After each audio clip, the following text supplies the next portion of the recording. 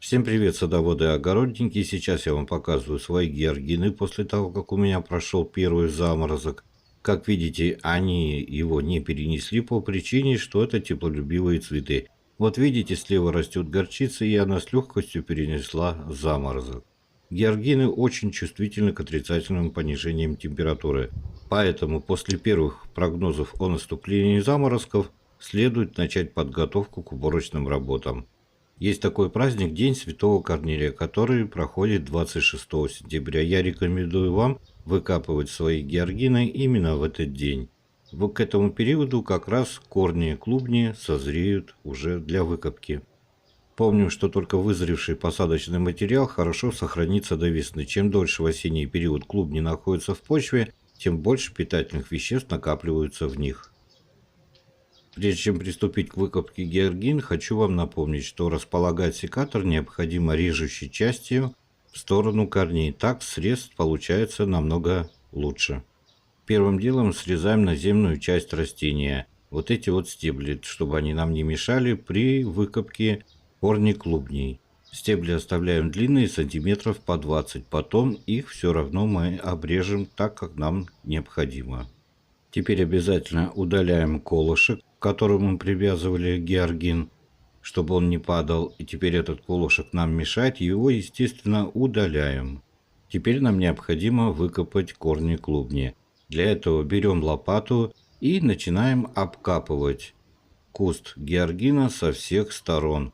Стараемся брать сантиметров 25, а то и 30 подальше от куста, чтобы ни в коем случае не повредить корни клубни георгин. Вот как видите, я стараюсь лопату вставлять в землю как можно дальше от куста георгин. И обратите внимание, что я ставлю лопату под углом 90 градусов. И только потом пытаюсь уже немножко расшевелить пласт земли.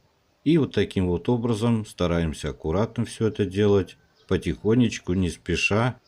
Ну вот у нас практически выкопан. Достаем его потихонечку. И теперь нам необходимо аккуратно, нежно, чтобы не повредить корни клубни, отряхиваем землю. Делать это, еще раз говорю, нужно очень осторожно, чтобы не повредить корни клубни. Если не отряхивается земля, ничего страшного, не переживайте. Сейчас я вам покажу, что мы будем делать дальше.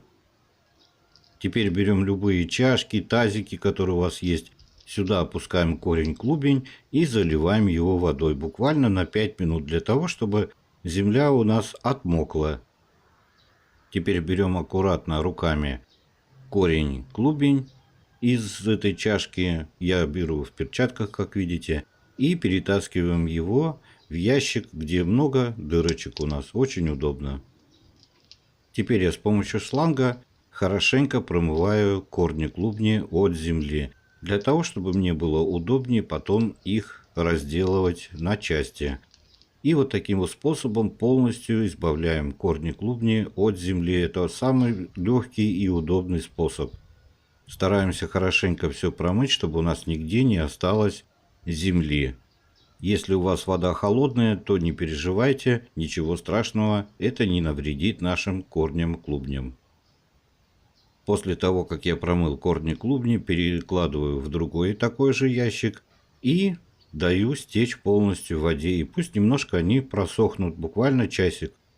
Вот как видите, здесь даже виден уже старый корень, который нам необходимо удалить, естественно. А оставим только молодые. Ну все, теперь пускай сохнет, и потом я покажу, что мы будем делать дальше. Кстати, именно сейчас можно осмотреть на предмет заболеваний георгин. Теперь нам необходимо разделить этот корень клубень на несколько частей. Как видите, здесь есть несколько корневых шеек, и поэтому этот корень клубень можно разделить сразу на несколько частей. Можно, в принципе, это сделать и весной. Тут смотрите, как вам удобнее. Можно сделать и осенью. Если не удается разделить корень клубень руками, то, конечно, тут уже необходимо воспользоваться ножом. Стараемся разрезать его аккуратно, чтобы не повредить шейку георгин, потому что именно там у нас расположены почки, из которых мы получим на следующий год цветы. Вот таким вот способом я разделил этот корень-клубень на две части. Теперь внимательно осматриваем и удаляем поврежденные корни клубни. Теперь обратите внимание, вот здесь у меня прямо на стволе образовались 3 корня клубня. Их я в принципе удалю, потому что основной корень у меня расположен ниже, и здесь уже расположена корневая шейка, из которой весной появятся у нас побеги новые, молодые.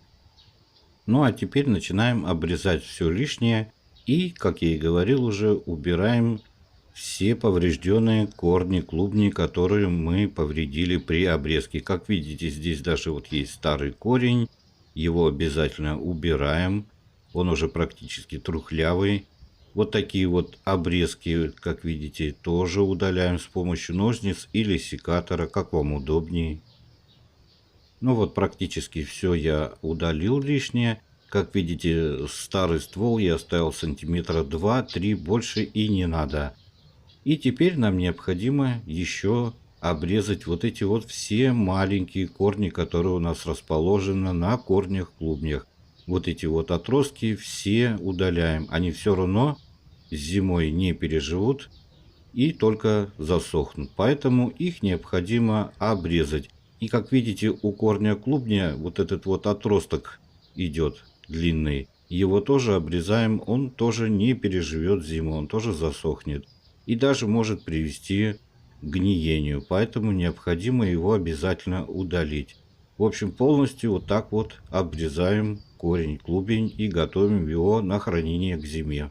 Не забудьте как можно короче обрезать стебель, именно он частенько является причиной гниения. Если в течение сезона ваши георгины подвергались каким-то заболеваниям или вам не нравятся какие-то подозрительные корни клубни, то лучше обработайте их раствором фунгицида. После того, как мы полностью подготовили корни клубни к хранению, нам необходимо обеззаразить те места, где мы нанесли ранки нашим корням. То есть необходимо вот эти все срезы, даже где ствол, все полностью я обрабатываю активированным углем. Если у вас нет активированного угля, ну тогда воспользуйтесь золой. Но лучше все-таки активированный уголь. Он намного лучше защищает вот эти вот ранки, которые мы нанесли. А те ранки, которые я сделал на корнях, клубнях, как видите, вот на кончиках, где я срезал, вот такие вот маленькие, такие вот места среза лучше обработать обычной зеленкой. Сейчас я ее открою, и для того, чтобы нам не пачкать руки, лучше воспользоваться палочками ватными или просто обычной кисточкой. Макаем сюда и обрабатываем те кончики, которые мы срезали. Тем самым мы защитили эти кончики от гниения, то есть от болезней. После того, как мы все сделали, клубни луковицы необходимо подсушить. Подсушивать лучше при сухой и солнечной погоде. Подсушить можно на улице, но не под прямыми солнечными лучами. Подойдет навес или любое проветриваемое и сухое помещение. Я, допустим, делаю так. Я на ночь занесу домой, а днем я просто оставлю их на улице, потому что при ветре они лучше высыхают. Прошли у меня сутки, клубни луковицы у меня подсохли, и теперь необходимо их убрать на хранение. Хранить клубни луковицы, как видите, очень просто. Заворачиваем в 2-3 слоя в газету, так, чтобы было все плотно у нас, и убираем в черный пакет. Для того, чтобы газета лучше держалась, можно воспользоваться обычной резинкой. Пакет ни в коем случае не завязываем, чтобы у нас клубни луковицы не задохнулись. Хранить клубни луковицы я буду в погребе. На хранение закладываются только здоровые клубни. Слабые и пораженные вирусами лучше сразу отбраковать, чтобы исключить перенос болезней. Оптимальным для хранения считается температурный режим плюс 5 градусов и влажность воздуха около 65-75%. Более низкие температуры приведут к подмерзанию, более высокие к преждевременному прорастанию и развитию гнилей. Если у вас много сортов георгин, Не забудьте их, естественно, подписать, чтобы потом не перепутать. Желаю вам всем красивых цветов в вашем огороде. Всем пока-пока.